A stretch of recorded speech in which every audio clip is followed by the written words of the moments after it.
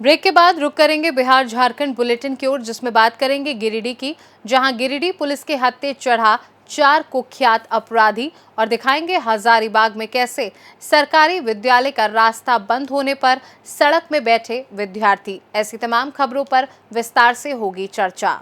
रविवार को झारखंड प्रदेश आंगनबाड़ी कर्मचारी पोषण सखी संघ प्रखंड इकाई रानीश्वर की बैठक प्रखंड अध्यक्ष रूपा मंडल की अध्यक्षता में आयोजित की गई। बैठक में मुख्य अतिथि के रूप में प्रदेश संरक्षक विजय कुमार दास, प्रदेश उप संरक्षक विद्यासागर मंडल, प्रदेश अध्यक्ष मैनुअल मुर्मू, प्रदेश सलाहकार समिति सदस्य बच्चू मंडल, जिलाध्यक्ष निर्मला किस्कू, जिला कोषाध्यक्ष माहेश्वरी मुर्मू मुख्य रूप से उपस्थित रहे।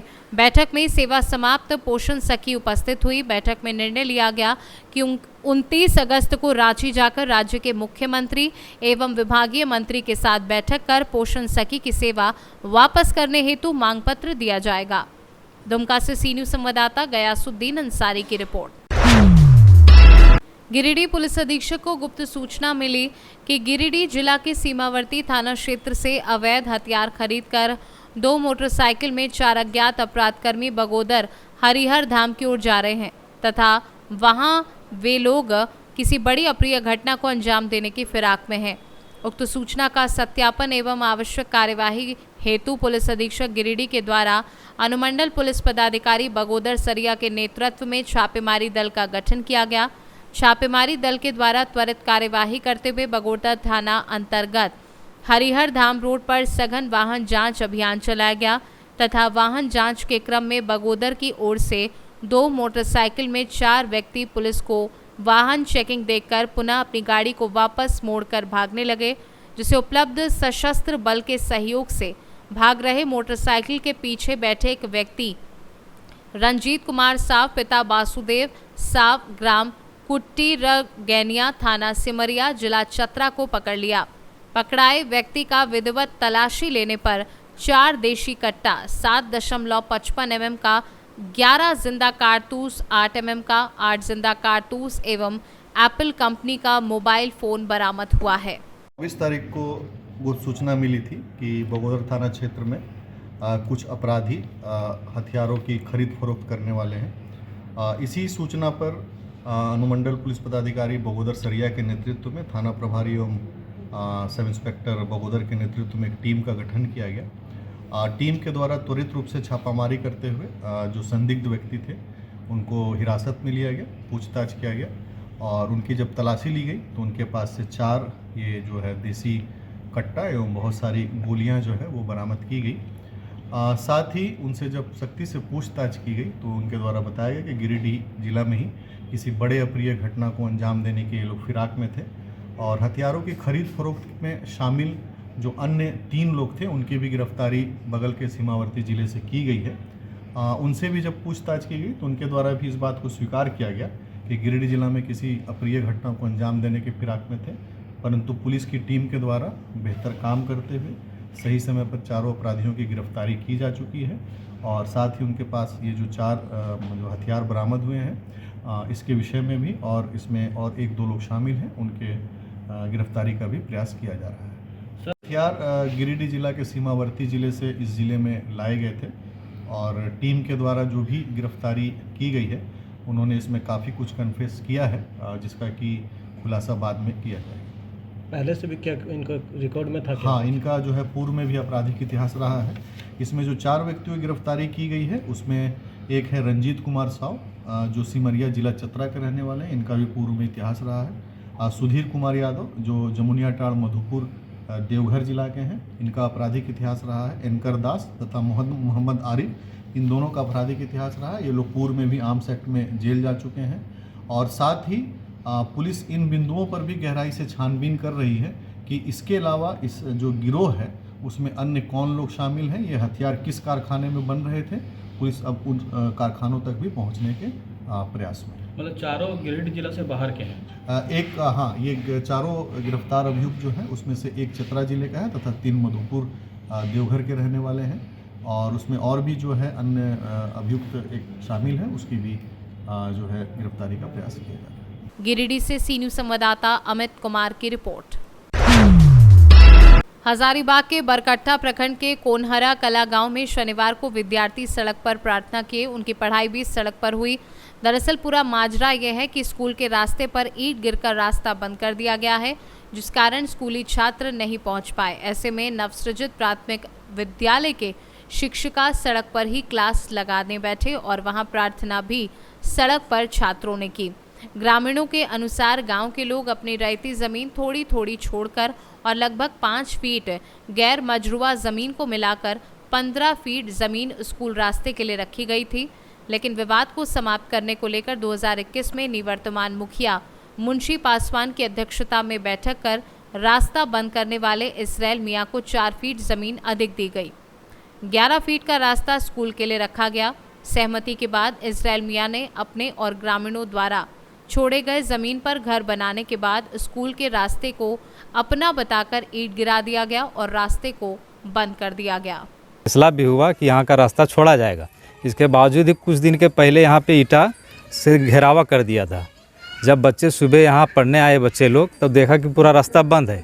तो रास्ता बंद होने के कारण वहाँ फिर रास्ते में जाके बच्चे लोग बैठ गए, वहीं प्रार्थना किए। इसके बावजूद फिर वहाँ से पथराव चालू हो गया। प्रशासन भी आई, बहुत तरह के बच्चे घायल भी हो गए। 2-4 बच्चे जो थे उनको भी चोटें भी लगी हुई है और मतलब बहुत सारे ग्रामीण को भी यहाँ ईटा उठा के लगा हुआ है। यही मामला है सर। ये जो रास्ता बंद हो गया तो यहाँ का बच्चे लोग पढ़ेंगे कैसे, लिखेंगे कैसे और शिक्षित कैसे बनेंगे सर? ये सर स्कूल का मामला बहुत पुराना चलते आ रहा है। यहाँ पर इसराइल मियां चैलेंज दे रहा था कि ये जो रास्ता है मेरा है, जबकि एक्चुअली में इसका रास्ता नहीं है, ये सारे रैयत के हैं। आज की घटना है, आज की सुबह मॉर्निंग की बात है। बच्चे जब स्कूल आ रहे थे उसी क्रम में सारे ग्रामीण भी मौजूद थे और प्रशासन भी मौजूद थे। उसी क्रम में छः बच्चों पर पथराव इन लोग सा परिवार की है, जिसमें 6 बच्चे गंभीर रूप से घायल हो गए। इस बात को हम लोग थाना में आवेदन दिए हैं। अब देखिए इसका मामला क्या होता है, छानबीन करते हैं या नहीं करते हैं। सभी तरफ से रास्ता बंद है, जिसके चलते ना तो हम लोग बच्चों को पढ़ा पा रहे हैं, ना ही हम लोग विद्यालय जा पा रहे हैं, क्योंकि रास्ता पूरा बंद है। इसलिए हम लोग जो भी कार्यक्रम अपना स्कूल का है, प्रार्थना भी हम लोग रास्ता में करवाए हैं, हाजिरी भी हम लोग बच्चा का यही बनवा रहे हैं, पढ़ाई भी हम लोग यही करवा रहे हैं। हम लोग का रास्ता ही नहीं है तो हम लोग क्या करेंगे? इतना तानाशाही है कि अपने बच्चे का भी भविष्य को नहीं देख रहे। वो लोग नए तरह का अपना रहे हैं कि बच्चा को कैसे स्कूल नहीं जाना है। और हम लोग क्या करें? हम लोग मजबूर है, मजबूरी के चलते हम लोग को रोड पर उतरना पड़ा। रोड पर बैठे हुए हैं बच्चा को लेकर, इतना धूप है, ना कोई अधिकारी आ रहे हैं, ना पत्रकार आ रहे हैं, ना कोई और भी पदाधिकारी लोग आ रहे हैं, जिसके चलते हम लोग मजबूर है बच्चा को लेकर। हम लोग क्या करें? ना तो हम लोग एक सरकारी है, हम लोग अपने बंधे हुए हैं अपने नियम से, अपने एथी से। हम लोग ना तो कहीं जा सकते हैं और ना ही हम लोग ऐसे बच्चा को भेज सकते हैं। हमारी मजबूरी यही है कि रास्ता पूरा बंद है। हजारीबाग से सी न्यूज़ संवाददाता मुकेश सिंह की रिपोर्ट।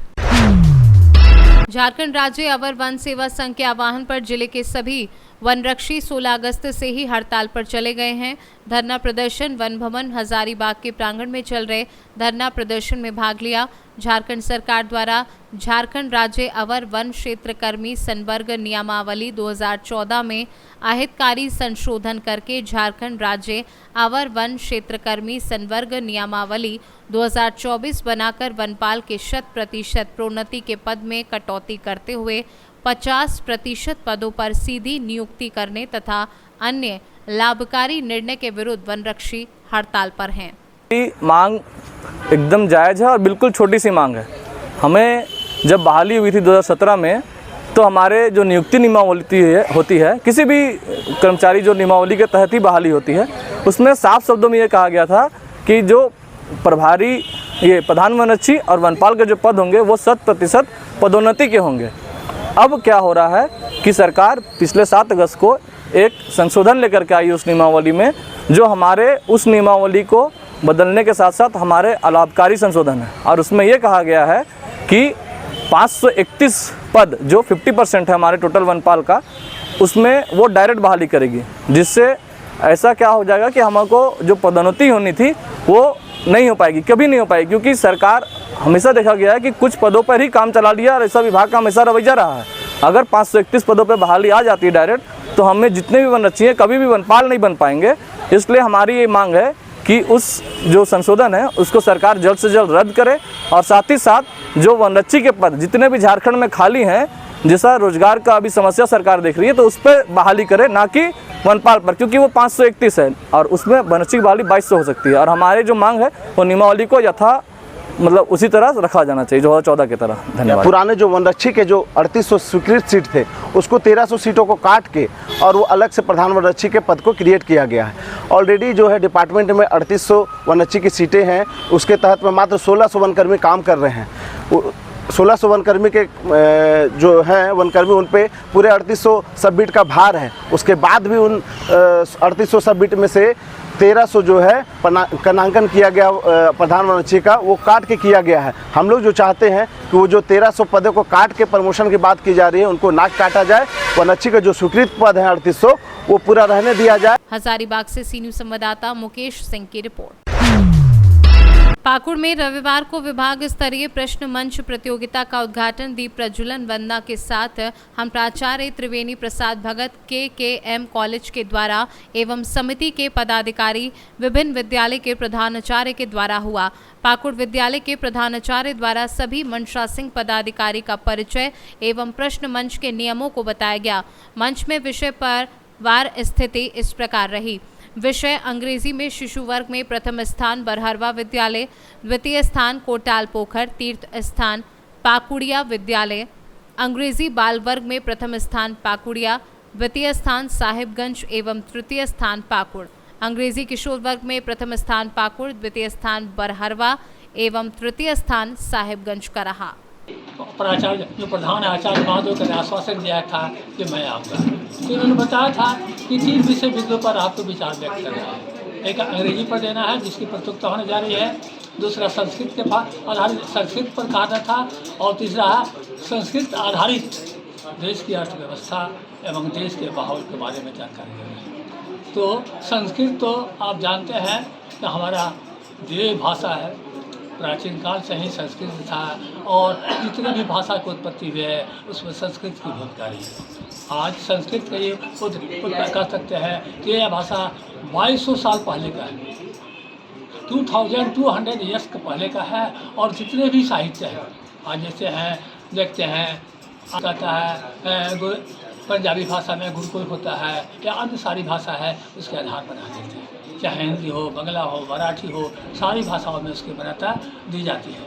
लेकिन स्थानीय स्तर पर आज संस्कृत का दोहन हो रहा है, संस्कृत का प्रयोग उस अनुपात में नहीं हो रहा है जितने अन्य समूह का तात्पर्य समझ रहे हैं कि अन्य जातियों, अन्य वर्ग वाले जैसे मुस्लिम है, ईसाई है, इनका जो विकास हो रहा है उस आधार पर संस्कृत का राज है। तो संस्कृत के विकास के लिए काम करना चाहिए।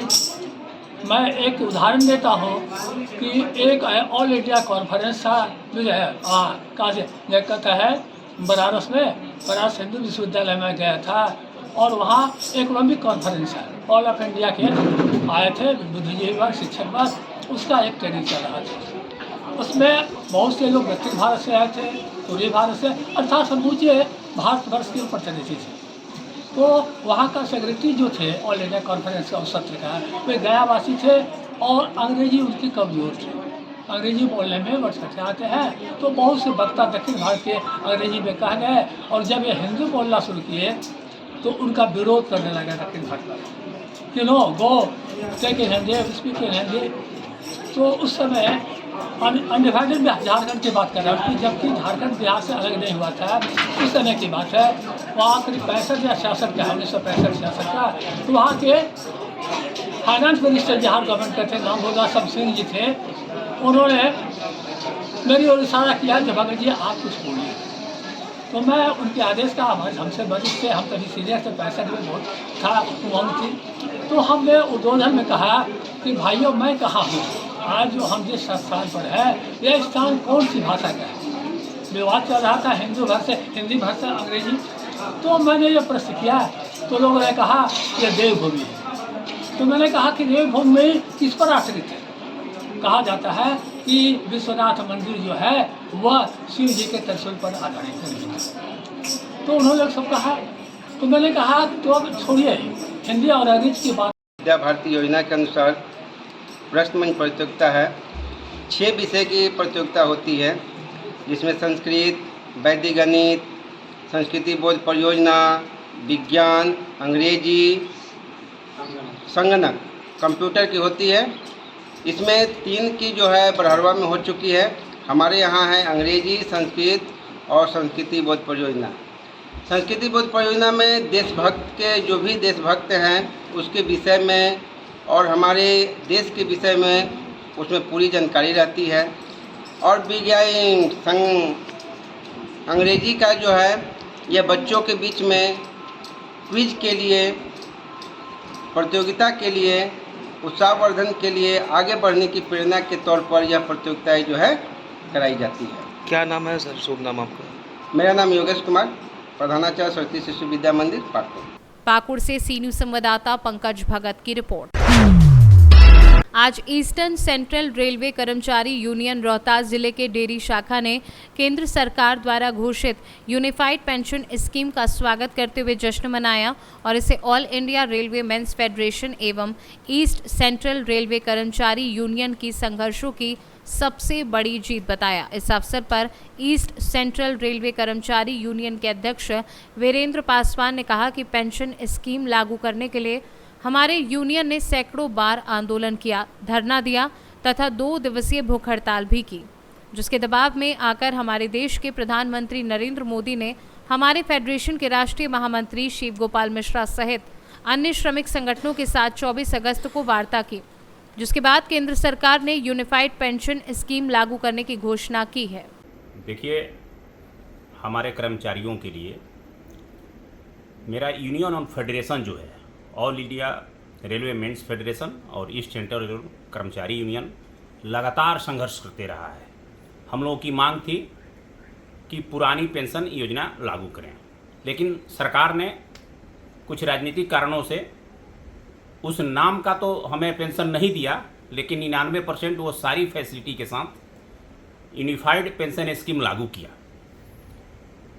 ये हमारे संघर्षों का नतीजा है और ये हमारे यूनियन की बहुत बड़ी जीत है, क्योंकि जो सुविधाएं हमें चाहिए थी 99% वो सुविधाएं मिल गई है। वो राजनीतिक इशू पर मुझे नहीं जाना है, नाम चाहे जो भी हो, रेल कर्मचारियों की जो सुविधाएं चाहिए थी वो हमें मिलनी चाहिए थी और केंद्र सरकार ने हमारे आंदोलन से मजबूर होकर रेल कर्मचारियों को ये सुविधा दी है। मैं केंद्र को साधुवाद देता हूं और इसी के साथ मैं घोषणा भी करता हूं कि जिस तरह आज हम रेल कर्मचारियों के लिए पेंशन स्कीम बहाल कराने में सफलता पाई है, नेक्स्ट लड़ाई हमारा ओपन टू ऑल के लिए भी होगा और ओपन टू ऑल हम अपने ट्रैक मेंटेनर भाइयों के लिए लेकर रहेंगे। रोहतास से सी न्यूज संवाददाता पंकज कुमार की रिपोर्ट। फिलहाल के लिए बिहार झारखंड बुलेटिन में बस इतना ही। देश दुनिया की बाकी खबरों को जानने के लिए आप देखते रहिए सी न्यूज भारत।